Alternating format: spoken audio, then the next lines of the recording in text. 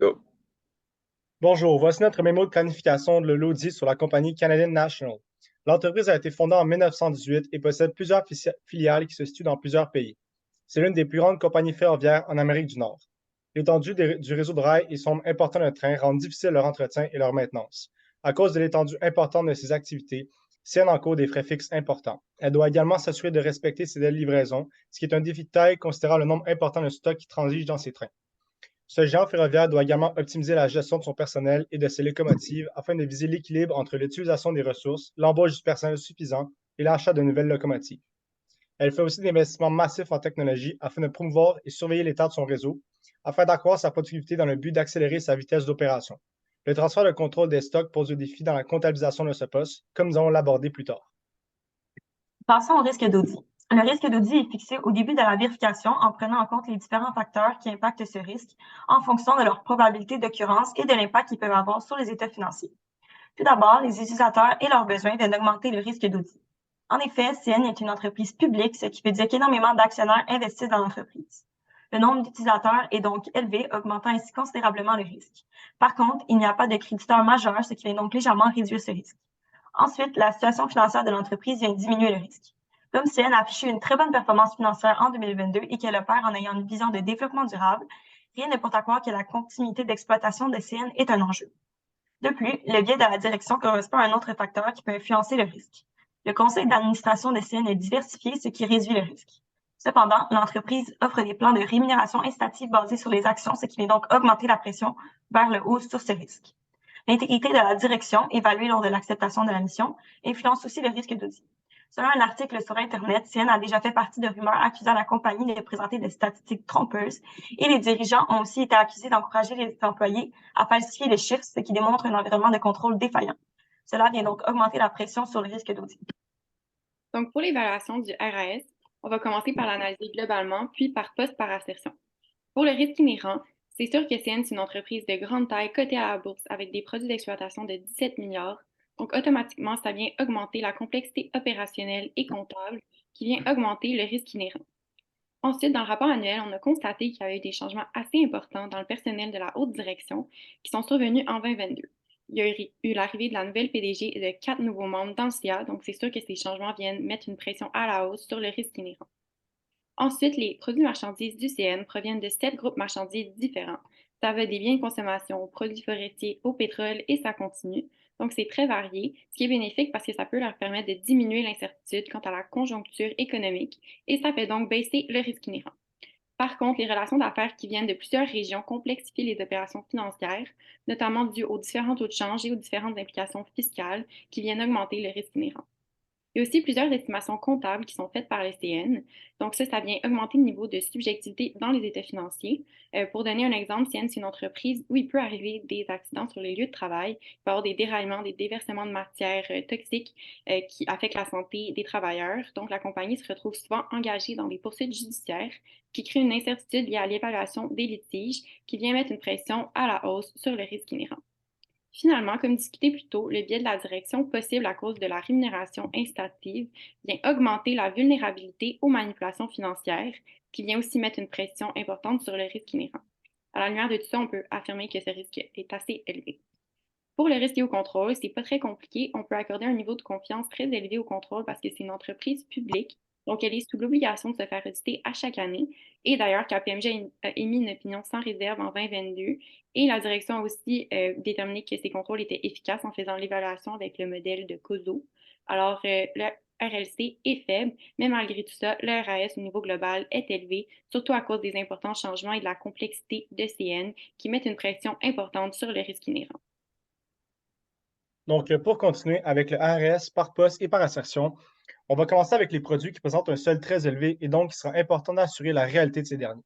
Le fait que le CN est une compagnie cotée en bourse, combiné au fait que les dirigeants participent à un régime de rémunération incitatif, amène le CN à faire face à une pression de rendement qui vient augmenter le risque de cette assertion. Aussi, la constatation des produits est complexe puisqu'il y a constamment des marchandises qui vont être en transit. Ça va venir affecter l'assertion des séparations des périodes, puisque comme on peut voir, en fin d'année, on a une quantité importante de marchandises qui se retrouvent en transit, soit 103 millions. Notre deuxième poste choisi est les immobilisations, avec un total de 43 millions au 31 décembre 2022. Ces IMO comportent un risque au niveau de l'évaluation, puisque la valeur de ces dernières peut fluctuer selon la conjoncture économique, ce qui pourrait entraîner une dépréciation des IMO. Conjointement, l'entreprise devra évaluer la méthode d'amortissement appropriée pour chaque IMO acquise dans l'année, ce qui va amener un facteur de subjectivité. Il faudra aussi apporter une attention particulière à l'existence de ces IMO, car une entreprise cotée en bourse qui donne de la rémunération incitative à ses employés pourrait être portée à surévaluer ce poste. Notre troisième poste est le régime de retraite. Ce dernier comporte un risque au niveau de l'évaluation et de l'exactitude. En effet, l'évaluation de ce poste est complexe puisqu'elle doit refléter les taux d'intérêt et les rendements de placement qui varient fréquemment.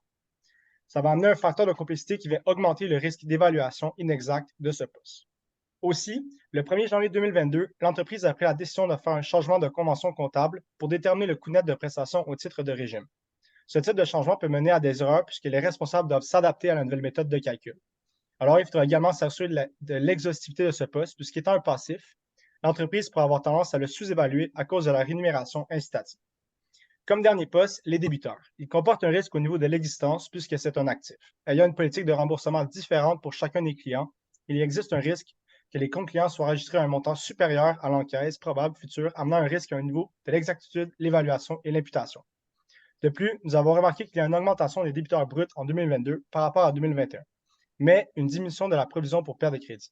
Il y aura donc un risque que la provision soit sous-évaluée. Il faudra donc s'assurer de son exhaustivité. Établissons maintenant le seuil des significations pour l'audit CN. Il faut établir le seuil des significations en fonction d'une base d'évaluation. Le seuil des significations établi avec une base de 5 du BAI se trouve à mi-chemin entre les seuils de signification calculés à partir de 1 des ventes et 1 des actifs. Pour une société publique comme CN, les actionnaires sont les utilisateurs les plus nombreux. Le BAI est habituellement la base à privilégier lorsque les utilisateurs principaux sont les actionnaires. Il est donc logique d'utiliser la base de 5 du BAI. Le seuil de signification vient donc s'établir à 338 150 000 $. À cause du risque d'agrégation, il faut avoir une marge d'erreur et donc il faut établir un seuil de signification pour les travaux. Comme CN est une compagnie publique établie depuis plus de 100 ans et qu'elle est auditée à chaque année, il est logique de penser que des contrôles internes efficaces sont présents dans l'organisation et que le risque que les erreurs détectées et non corrigées est assez faible. Toutefois, le modèle d'affaires de CN, combiné au fait qu'il y a plusieurs postes significatifs dans les états financiers, vient augmenter ce risque. Fixer le seuil de signification pour les travaux à 75 du seuil pour les états financiers dans leur ensemble semble donc raisonnable et donne une marge de manœuvre suffisante. Le seuil de signification pour les travaux se situe donc à 253 612 500 $. C'est donc s'il y a un cumul d'erreurs de plus de 253 612 500 $, en prenant en compte l'extrapolation des erreurs détectées et non corrigées, que CN sera obligé de corriger les erreurs, sans quoi il faudrait émettre une opinion défavorable ou avec réserve, ce qui est impossible puisque CN est une entreprise publique. CN devra donc absolument corriger les erreurs si ce seuil est dépassé. En ce qui concerne la réponse à l'évaluation des risques, les procédures analytiques comme l'analyse horizontale des résultats réels avec les années antérieures nous a permis de nous assurer de la cohérence des résultats. Par exemple, le bénéfice d'exploitation a augmenté de presque 22 % entre 2021 et 2022, mais cela est cohérent avec l'augmentation des produits de 18 % et la marge brute de 3,07 %. Pour les tests de détail et les procédures de corroboration, nous avons identifié certains postes qui pourraient présenter des risques. Pour la réalité des ventes, nous pourrions comparer le volume des ventes au volume des expéditions, puisque ces deux éléments devraient être proportionnels. Pour l'évaluation des immobilisations, nous pourrions sélectionner les factures d'achat affichant un montant supérieur au seuil de signification et comparer si les montants enregistrés dans les livres correspondent aux montants affichés sur les factures.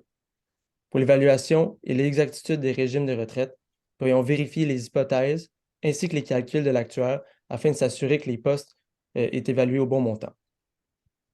Enfin, pour vérifier l'existence des comptes clients, nous pourrions sélectionner un échantillon de clients ayant un âge de compte élevé et comportant des montants supérieurs aux seuils de signification pour les travaux. Ensuite, il faudrait envoyer des demandes de confirmation à ces clients afin de s'assurer que c'est bel et bien un client de la société et que le montant correspond à celui qui est inscrit dans l'auxiliaire des comptes clients. Donc, on termine en vous remerciant de votre temps et si vous avez de plus amples questions, nous serons à votre disposition.